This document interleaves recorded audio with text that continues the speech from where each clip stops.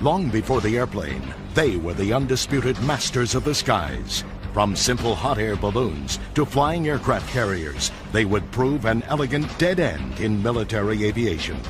Learn the secrets of their demise through remarkable underwater discoveries and experience their revival with modern technology.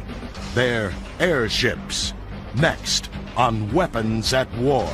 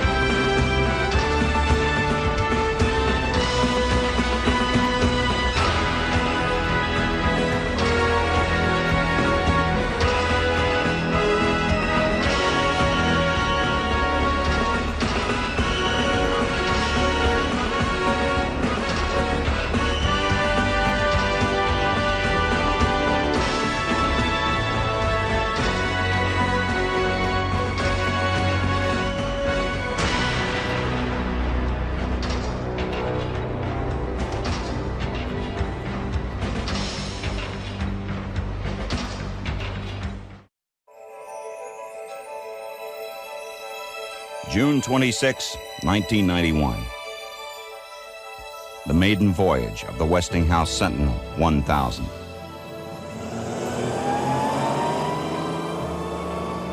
With the command up ship, she rises from her launch pad and regains for the airship a mission lost for over 30 years, a military role for lighter-than-air vehicles.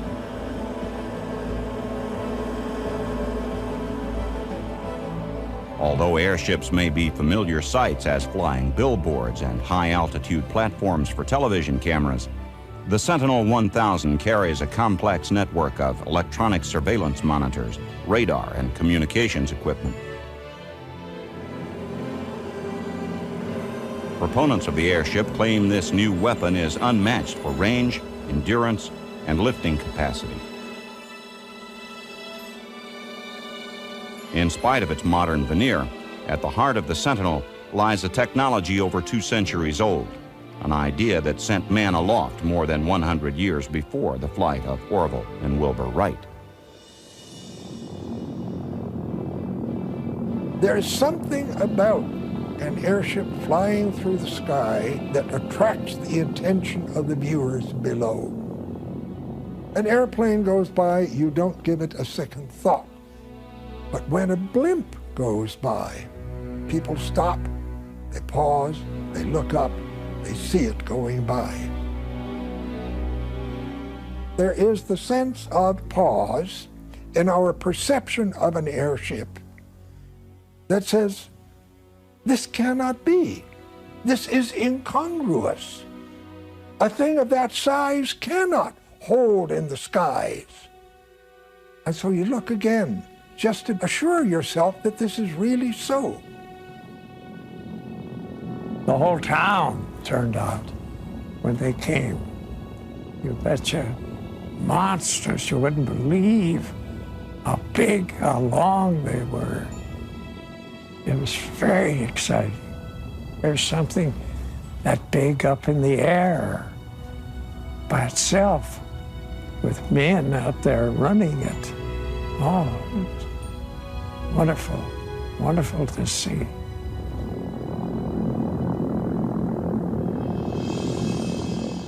On June 5th, 1783, 2 Frenchmen, Joseph and Etienne Montgolfier, launched the first lighter-than-air balloon. The craft was a giant silk and paper bag held airborne by hot smoke. 2 months later, a crowd of 50,000 Parisians cheered as Professor Jacques Charles' first hydrogen balloon took flight. It got away from them and landed in a village, and the peasants thought it was the work of the devil, and they attacked it with pitchforks and tore it to pieces. Between the middle of the 19th century and the end of the 19th century, different kinds of people were trying to work out some way in which you could make a balloon dirigible. You could make it steerable. You could apply some power to it so it could move through the air under its own direction. The spherical balloon was the simplest to build, but soon aviators recognized that the elongated shape was the easiest to maneuver. In 1901, Alberto Santos Dumont flew his 110-foot gasoline-powered airship in a 7-mile trip from the outskirts of Paris to the Eiffel Tower and back in less than 30 minutes. While Santos Dumont was perfecting his designs in France, Count Ferdinand von Zeppelin was pursuing his dream in Germany. As a young Army officer, the Count had come to the United States as an observer of the Civil War. It was while witnessing balloons in combat that his fascination with lighter-than-air flight began. Balloons and blimps are non-rigid airships. Zeppelin designed rigid airships. These aircraft were built with an internal metal superstructure. Hydrogen gas was contained in cells inside the structure. From the first flight of his LZ-1 in 1900 to the start of World War I, Count Zeppelin launched 25 different airships. Although most met with disaster, Ferdinand Zeppelin remained committed to his dream of airship travel. In 1909, the Count launched the world's first commercial airline, called Delag. By now it became a great thing to go up in Zeppelin and see the world around below you and take these kinds of trips. His airships flew over 100,000 miles, carrying more than 37,000 passengers on sightseeing excursions throughout Germany. Zeppelin's work had attracted the attention of the German military. The generals recognized the potential of the airship as the perfect vehicle to initiate a new type of warfare, strategic bombing. In 1915, Germany sent her airships on the first aerial raids against England. This was the first time in the history of mankind that an aerial vehicle had become an instrument of warfare affecting innocent civilians. Over the course of the war, 128 German airships dropped 62 tons of bombs on Russia, 50 tons on neighboring France, and 220 tons on England. The British first began shooting at them with anti-aircraft guns. Obviously, the Zeppelins could easily fly higher than the British could shoot. The British then went after them with fighter aircraft. The fighters carried incendiary bullets because a couple of incendiary bullets hitting an airship and would burst into flame. The airships would defend themselves. A few carried guns, but more, they just went higher because the aircraft engines at the time could not go as high as the airships could. So it became a technological race. The higher the airships were able to rise, the more the airplanes developed an ability to follow them up. In fact, in those last engagements of the year 1918, the Zeppelins had moved to an ultimate height of 22,000 feet.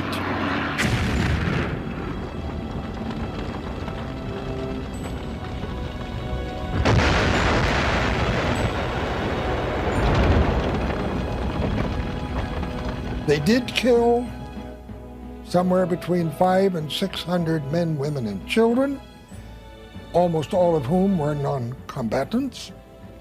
But still, these Zeppelin trips were very much hit and miss propositions. The German army stopped using Zeppelins in the late winter of 1917.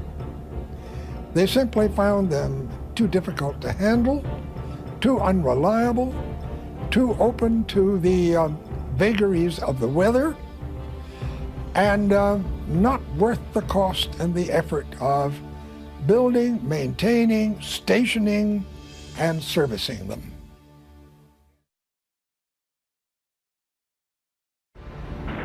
During World War I, the airship proved most successful as a platform for airborne reconnaissance. High above the battle lines, out of range of gunfire, the airships could track enemy movements. German airship captains improvised what was described as the loneliest assignment of the war: observing from the cloud car. The cloud car was a device which let the Zeppelin fly very slowly or even hover above the clouds, and on a cable lower an observation car below the clouds so that the observer could get the intelligence they wanted, telephone it up through a telephone cable to the airship, or be retracted. As dangerous as it must have been, this job had no shortage of volunteers. The crews relished the chance to drift far below the hydrogen-filled mothership and enjoy a pastime that was strictly forbidden above, smoking a cigarette.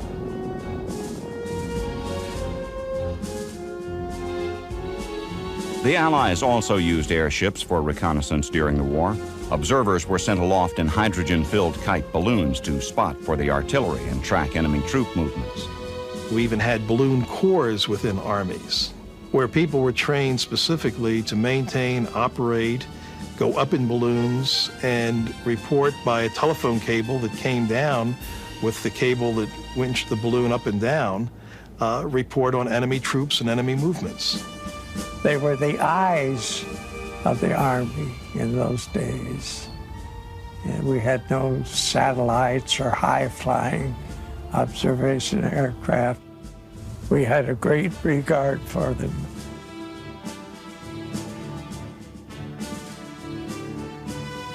They were, of course, favorite targets of aircraft. And what happens, the bullet goes through the balloon, and of course the pilot jumped out. The balloon burns inside, and suddenly, in a big poof, it just explodes like a bag, a paper bag. It's scary to see how quick it all happens.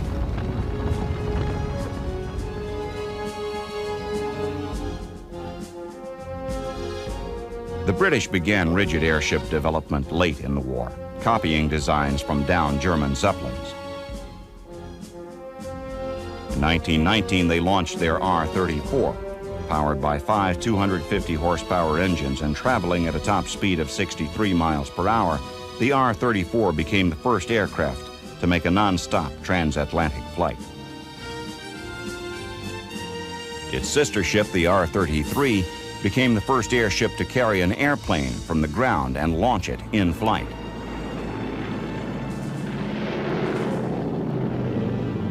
In 1925, an accident on its mooring mast proved the value of gas cell design of rigid airships. Even with extensive damage to its nose, the R-33 landed safely. In the late 1920s, the British introduced original designs not based on the Zeppelins, the enormous R-100 and R-101. But in 1930, the R-101 exploded in a storm. The R-100 was soon grounded and sold as scrap, ending the British rigid airship program. Rigid airship development took a different but tragic course in the United States. Today, the only reminder of the giant American airships are the hangars which once housed them, one in Lakehurst, New Jersey, and another in Sunnyvale, California. Looming 200 feet above the surrounding landscape, these metal caverns dwarf the planes of today. But at one time, they were just large enough to accommodate the airships of the U.S. Navy, and with them, the dream of American military, eyes in the sky. This dream started at the end of World War I. With the Germans vanquished, America now faced a potential new threat, the Japanese Navy. To counter this threat would require new measures as anticipated in a war document known as Plan Orange. Constructed around the idea of a huge fleet battle between the U.S. and Japanese navies, it motivated planners to request airships. The hope was to develop an aerial scouting capability for the Navy. America embarked on a program to build a rigid airship of its own, based on plans drawn up from an outdated German Zeppelin forced down in France during the First World War. The finished product, while not revolutionary in performance, lived up to its planners' expectations and gave the U.S. its first experiments with airship operations. The Shenandoah brought America into airship operations, and it seemed that we were on our way to a true lighter-than-air arm for the Navy. More ships were needed, Ironically, the next airship delivered to the Navy would come from an old enemy. Germany was no longer allowed to build their own rigid airships by the Allies, and so the Zeppelin company was really out of business, except that they owed the United States an airship, and that turned into the Los Angeles. Delivered across the Atlantic, filled with potentially explosive hydrogen gas, the Los Angeles was slated to be filled instead with helium. Unfortunately, the Navy had only enough helium for one airship. The answer? Hang the Shenandoah in the hangar and pump its gas into the Los Angeles. This began a series of remarkable test flights in the safest airship the U.S. ever owned. Still, it was subject to the whims of the weather, the only real enemy a peacetime dirigible faced. It wasn't as rigid as you might think. The Los Angeles used to get out over the North Atlantic occasionally, and we'd hit some wild weather up there sometimes, and with winds and stuff, and it would bend. You could see it moving. Other than that, the storms are, well, we didn't fly normally in storms if we could help it. After these trials, it was time for an overhaul, and the helium was pumped back into the Shenandoah. Gliding over Ohio early on a September morning in 1925, the Shenandoah was overcome by a storm. After a brutal beating, the airship could no longer take the stress and began to break up. By 5:30 that morning, she was a tangle of aluminum and canvas in an open field, and 14 of the Navy's best airshipmen were dead.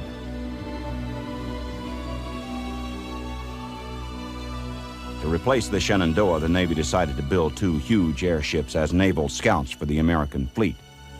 They would be bigger, better, and much more expensive than anything previously attempted in naval aviation. At a time when a large airplane could be built for thousands of dollars, the USS Akron was built at a cost of over $5 million. But when it was finished, it was the largest and most advanced airship the world had seen.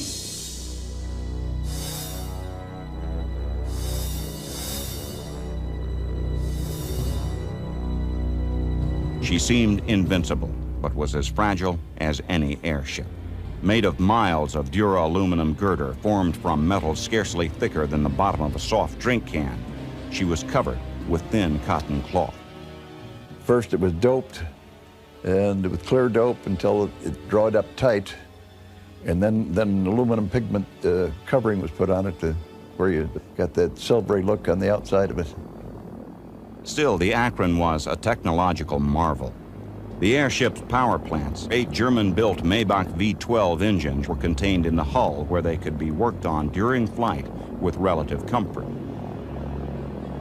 The axles of the drive shafts, which powered the propellers, could be oriented in a number of directions, giving the Akron the ability to maneuver as no other airship of its time. To replace the weight of fuel as it was consumed, huge condensers drew water from the engine exhaust to maintain ballast. An airship was a complicated machine, more akin to a sailing ship in the sky than like the early airplanes with which it competed. And it was run like a ship, too, with a large crew trained for the many complex procedures. The ship was commanded like an ocean-going ship, not like an aircraft is, where you have a pilot and co-pilot. The captain would command the ship. There would be a rudderman, and someone else would control the elevation, machinist mates, and that would maintain the engines. In that way, it was very different than aircraft. Landing the huge craft was also complicated and required a still larger crew. We'd drop a line first from up in the bow. Ground crews would go off in a sort of a V away from it, and then we would lower down, just lower the ship down. They wouldn't drag us down. They would just sort of help guide it down. When we got it down low enough, well, then we would walk the ship up to the mast then, and then attach the nose cone, and then we just start the engines on the mooring mast, and then just walk the ship into the hangar. While the new ship proved itself, a twin giant took shape in Akron, Ohio. She was named Macon. With her commissioning in 1933, the Navy's dream of 2 flying aircraft carriers was at last a reality. The Akron would patrol the Atlantic, the Macon the Pacific.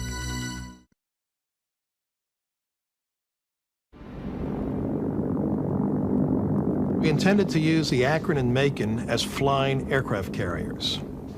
And the concept developed for them in the 20s and 30s was that these airships would fly ahead of the surface fleet and would periodically launch scouting aircraft that would fan out over the water and look for the enemy fleet to give us early warning of the approach of enemy ships.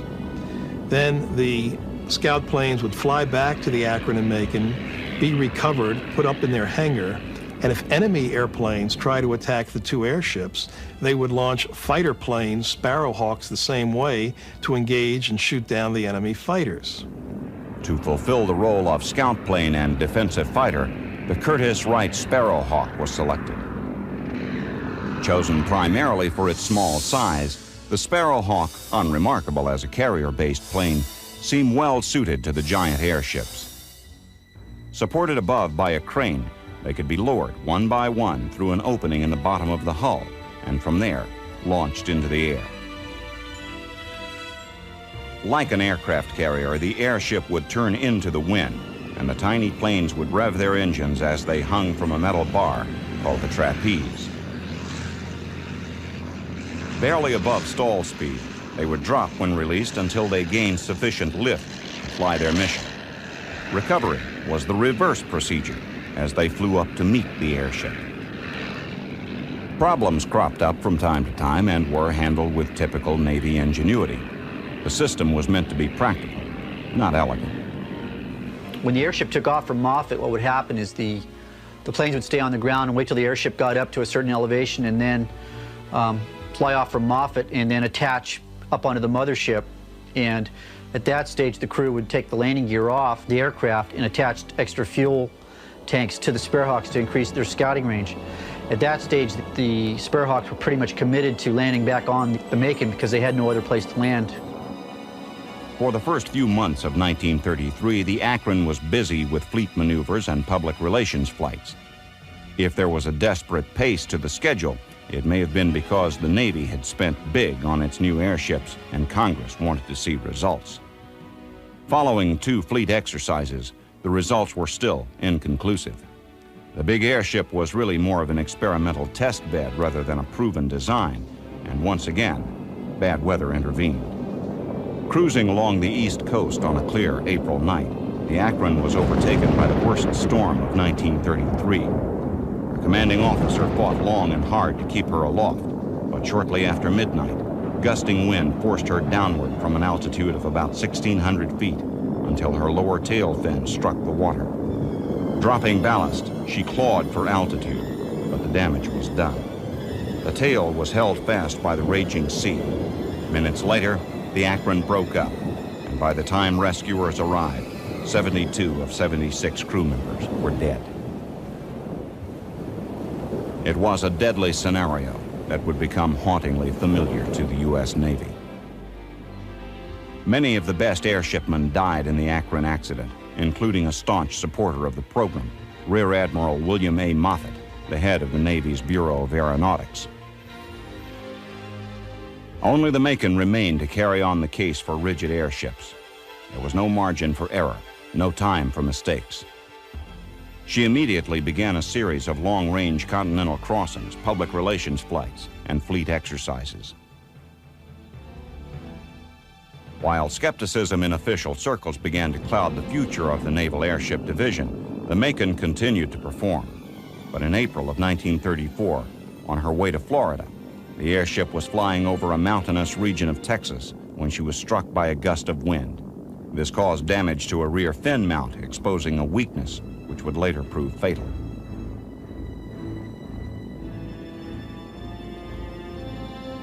Operating off the coast of California, the Macon participated in extensive fleet exercises in February of 1935.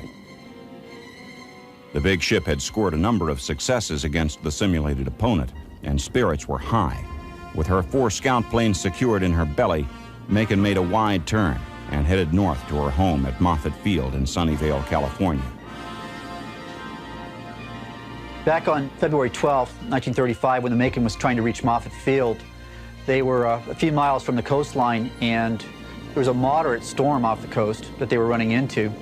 When they started having problems with steering the ship, they deduced that they were losing lift in 2 helium cells. At that stage, the captain decided to start a series of maneuvers to try and stabilize the ship.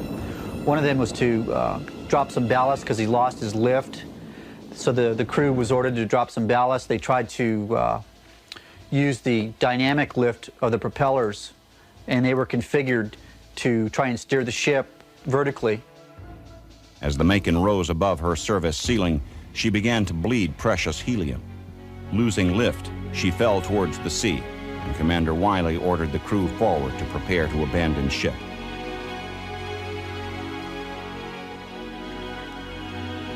As the ship foundered, the distress calls alerted the nearby fleet, including the cruiser USS Louisville.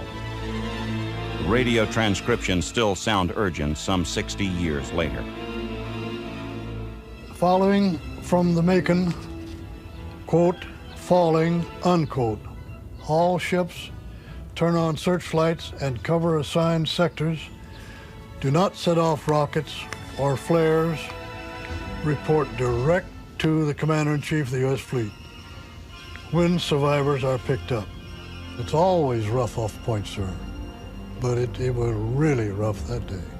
And all I could think about, those guys falling in the sea, they haven't got a chance. The Navy ships picked up 81 of the 83 crew members, but as the Macon slipped slowly beneath the waves, it signaled the end of the rigid airship in the United States. The ink was still wet in Versailles when the Zeppelin Company was forced to fight for its very existence. But in 1925, the restrictions were finally lifted.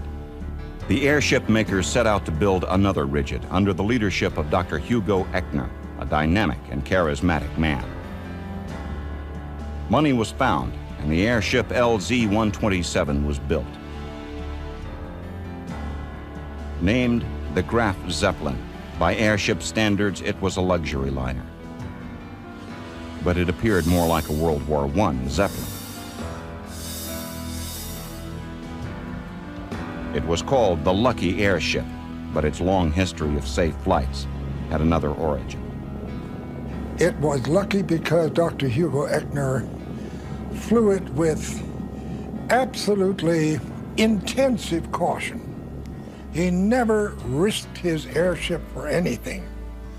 He was perfectly willing to be half a day late somewhere if he had to take a course of action that took the ship on a different course because he felt it was the safer thing to do. Under Echner's able leadership, the Graf Zeppelin covered over 1 million miles, more than any airship before or since. The Graf Zeppelin made hundreds and hundreds of different trips. A flight to Italy, a flight to Romania, a flight to Bulgaria, a flight to Russia. This is the ship that went all the way around the world. In 1929, The round-the-world flight was Echner's triumph and the realization of the dreams of the visionary Count Zeppelin. As the Zeppelin Company weathered the Great Depression, another giant was taking shape at Friedrichshafen. the Hindenburg was conceived in the fall of 1930 as a successor ship to the Graf Zeppelin. But once again, a key question dogged the designers.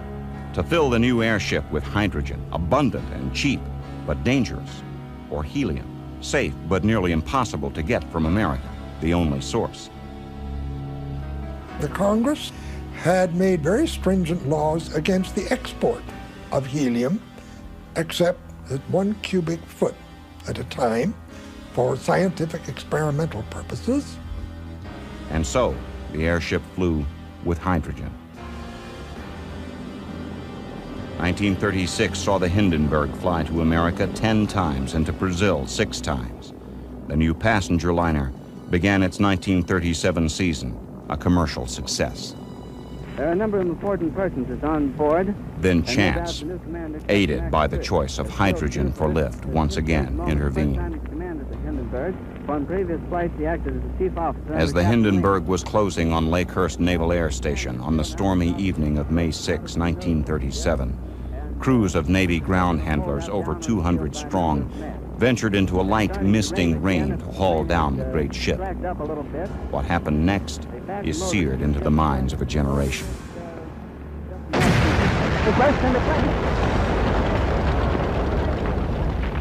There was a shudder throughout the airship. The crew aft could see the light of spreading flames as over 7 million cubic feet of hydrogen began to burn. As the fire grew, the tail of the ship dropped to the ground, enabling a number of people to escape the inferno.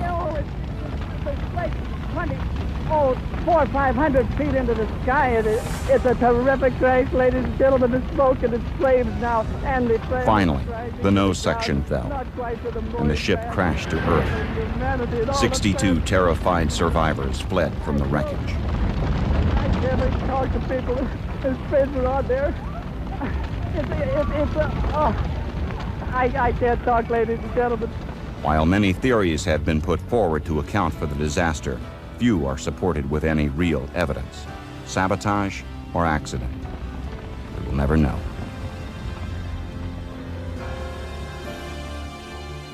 At this moment, another hydrogen-filled ship was cruising a few thousand feet above Europe.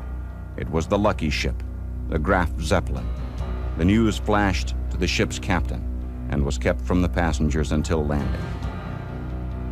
Within months, the Graf was retired to a German museum, and the nation that developed the rigid airship moved to conquer Europe. Soon, the airplane would carry the swastika and tons of explosives to new lands. Many believe the fiery crash of the Hindenburg marked the end of the useful life of the airship. But by the end of World War II, more dirigibles were in the air than at any other time in history. Blimps were commissioned by the United States Navy to escort convoys and scout for the German U-boats that were devastating shipping lines. Here, the blimps would serve as long-range eyes for the convoys. And if they spotted a submarine, they would radio to the convoy or the escort commander. To some degree, they were more efficient than aircraft because they could be kept up during the entire transatlantic voyage of the convoy. Convoy duty was long and boring, really. You had to stay diligent.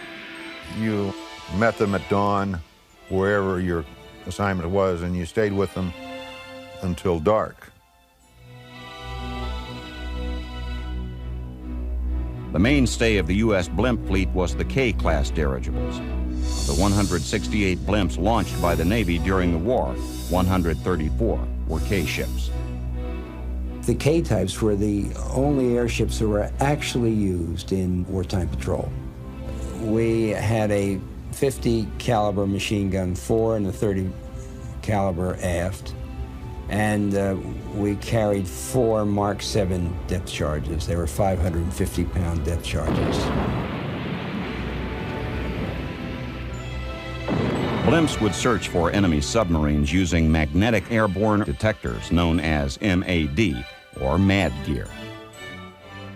MAD gear would pick up any bulk mass, and many times it picked up schools of fish, and many of us bombed schools of fish. MAD was most effective the closer you got to the surface of the water. So it was a rather dangerous to be flying that kind of patrol. It was standard procedure on lighter than air to carry a knife on your belt.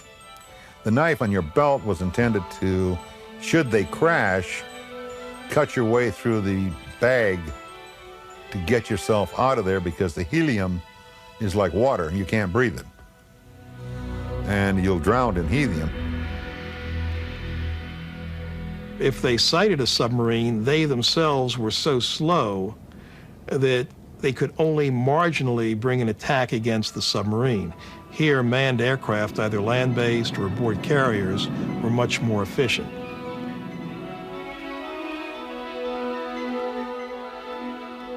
While many have questioned the true value of airships in combat, the fact remains that during World War II, not a single vessel was lost to enemy submarines, while a convoy was escorted by airships. As tensions escalated during the Cold War, the United States recognized the need for large airships to patrol North America, guarding against a surprise nuclear attack. There was a whole new interest in non-rigid airships to use as radar platforms. Because here you could take a radar up several thousand feet, and the radar carried in the airship could provide early warning of enemy surface ships or enemy aircraft approaching. A new series of non-rigid blimps called the ZPG class were delivered in 1952. The ZPG blimps were fitted with 3 onboard radar systems and a large radar dome beneath the gondola. Nearly 100 feet longer than the World War II K-class dirigibles, the airships carried almost 1 million cubic feet of helium and cruised at 80 miles per hour. We built a few of them, operated them until the 1960s, and then just the cost of development, the cost of special handling facilities, and the cost of actually constructing and operating the airships was just too great, and the airship program died. By 1962, the last U.S. Navy blimp was deflated, decommissioned, and there were, at that time, then 2 blimps left in the whole world, the 1 Goodyear and 1 small advertising blimp left in Germany. And that was the lowest number of airships in the skies in this century. The airship program was resurrected by the Navy in the 1980s when Secretary of the Navy John Lehman wanted to look into the feasibility of radar picket airships to support fleet operations. Today, the Sentinel 1000 is the largest lighter-than aircraft in the world at 222 feet long and a gas capacity of over 350,000 cubic feet. With enormous lifting power and extremely low fuel consumption, the Sentinel 1000 can remain aloft without refueling for more than 24 hours.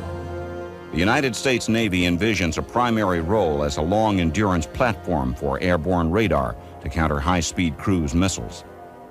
An advantage of the airship over its fixed-wing counterparts is the ability to carry large and unusually shaped antennas inside the gas bag.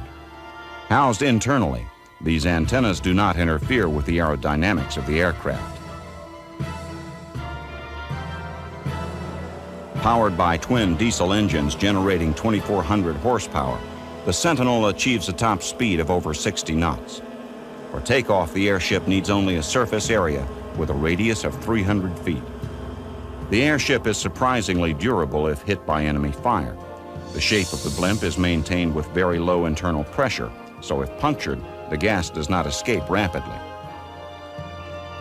A 1-foot hole in the bag results in the loss of less than 10% of the airship's helium during the first hour. Many feel the role of the airship can be better accomplished with reconnaissance satellites.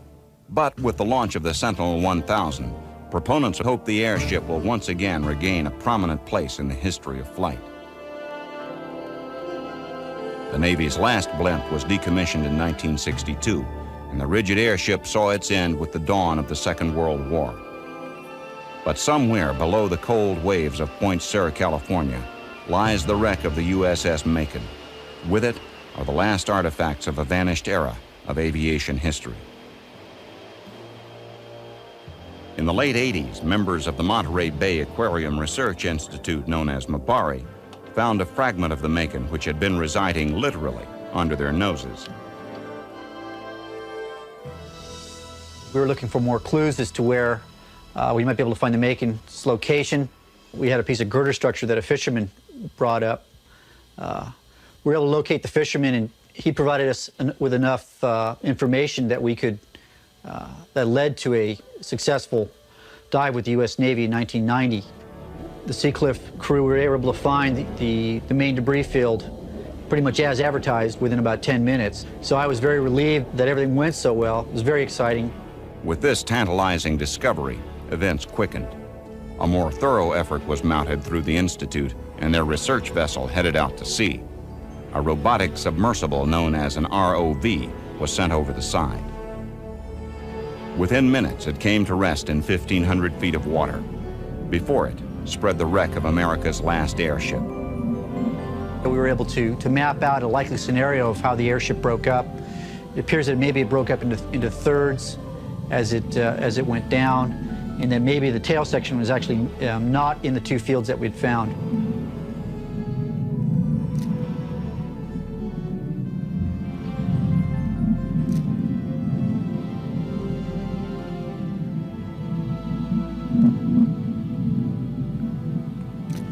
The years in salt water have taken their toll of the airship's delicate framework, yet many recognizable pieces of the Macon remain, scattered across the ocean floor like some huge broken toy.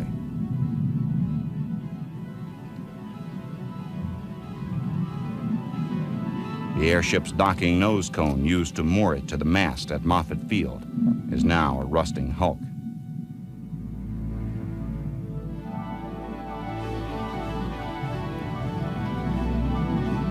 The carcasses of the huge Maybach engines once powering the Macon at over 80 knots now sit silent, filled with silt and seawater.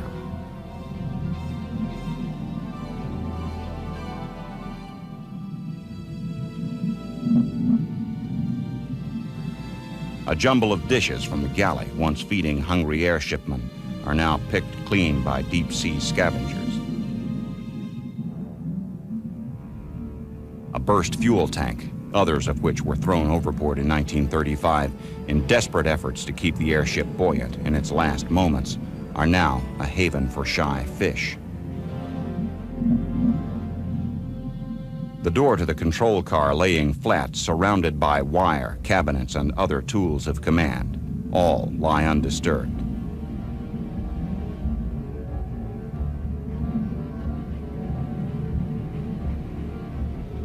While the airship itself has long since broken up, leaving only fragments, the Sparrowhawk fighters are surprisingly intact. Resting on the bottom in their hangared configuration, they aim useless gun sights at opponents that long ago passed into history. The cockpits, filled with silt now, still display their rudimentary instrumentation. Saltwater has attacked the aircraft hulks, long ago stripped of their covering fabric. Yet on one wing, the insignia can still be seen.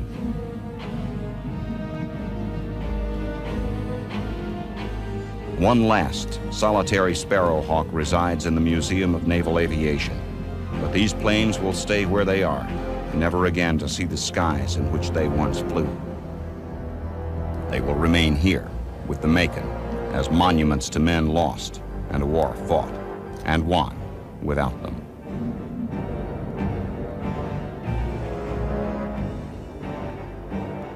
Today, the big hangar at Moffett Field in Sunnyvale still waits, doors ajar, for the return of the ship for which it was built. The airships will not return, but they were a gracious and once visionary piece of aviation history.